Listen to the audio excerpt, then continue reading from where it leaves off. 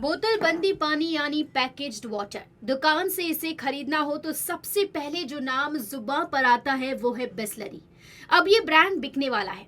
हालांकि ये देश से बाहर नहीं जा रहा है और ग्राहकों को शायद इसी नाम से मिलता भी रहेगा। दरअसल कंपनी की कमान संभाल रहे रमेश चौहान ने इसे बेचने का फैसला किया है और खरीदने की दौड़ में सबसे आगे टाटा कंज्यूमर प्रोडक्ट्स लिमिटेड है। लेकिन सवाल ये उठ रहा है कि देश का सबसे लोकप्रिय ब्रांड होने और अच्छा कारोबार करने के बावजूद इसे बेचने की नौबत क्यों आई। भारत की सबसे बड़ी पैकेज्ड वाटर कंपनी बिसलरी के मालिक 82 वर्षीय रमेश चौहान है। ईडी की रिपोर्ट के माने तो बढ़ती उम्र के साथ ही खराब स्वास्थ्य के अलावा और भी कई ऐसे कारण हैं जिनकी वजह से बिसलरी का सौदा करने की नौबत आई है।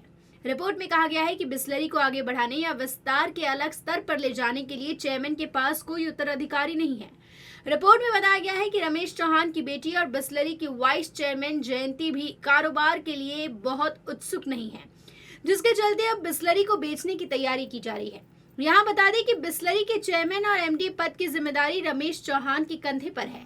वहीं उनकी पत्नी जैनब चौहान कंपनी की डायरेक्टर है। रिपोर्ट के मुताबिक बिसलरी इंटरनेशनल के चेयरमैन और मशहूर उद्योगपति रमेश चौहान ने गुरुवार को कहा कि वो अपने बोतलबंदी पानी के कारोबार के लिए खरीदार की तलाश में है और उनकी टाटा कंपनी से भी बातचीत चल रही है। जब उनसे पूछा गया कि बिसलरी कारोबार को बेचने के पीछे की क्या वजह है, उन्होंने कहा कि आगे चलकर किसी को तो इस कंपनी को संभालना ही होगा, इसलिए हम उचित रास्ता तलाश रहे हैं।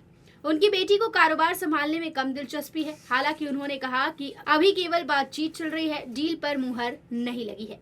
साल 1969 में कारोबारी घराने चौहान परिवार के नेतृत्व वाली पार्ले ने बिसलरी लिमिटेड को खरीद लिया था।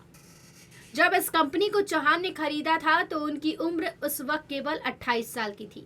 उस समय केवल 4 लाख रुपए में बिसलरी कंपनी का सौदा हुआ था। 1995 में इसकी कमान रमेश जे चौहान के हाथों में आ गई। इसके बाद पैकेज्ड वाटर का कारोबार इस तेजी से दौड़ा कि अब बोतल बंदी पानी की पहचान बन गया है। भारत में पैकेज्ड वाटर का मार्केट 20,000 करोड़ रुपए से अधिक का है।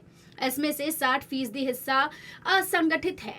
बिसलरी की संगठित बाजार में हिस्सेदारी करीब 32% है। 7,000 करोड़ रुपए में बिसलरी टाटा खरीद सकती है।